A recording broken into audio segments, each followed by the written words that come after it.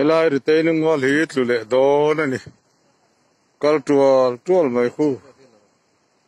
le a chere nga hai kong thang ku chuan workshop a ram le chodi ram inkar retaining wall NHIDC elinan siam on thato khop mai hai kong chu helai chin hiania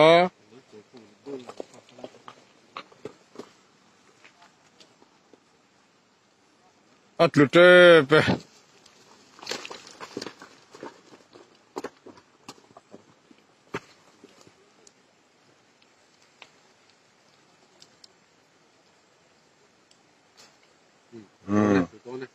oh ho ho oh ho ho ho oh oh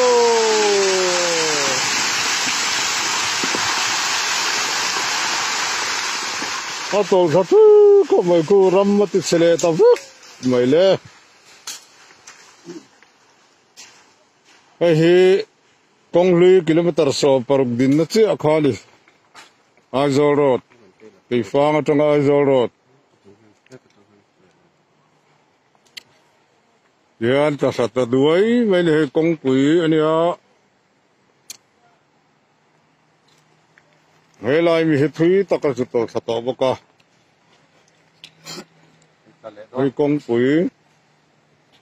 anh đi tới nước ngoài phát ta cucu lại khu đi ngà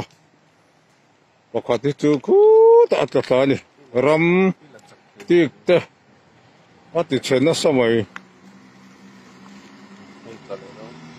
ai tắc kia ta lệ đó này lại câu bir ber hi ai chú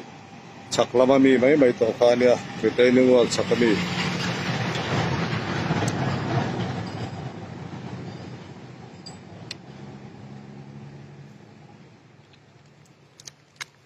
khát tí giống cái này voi hồ là tổ chiết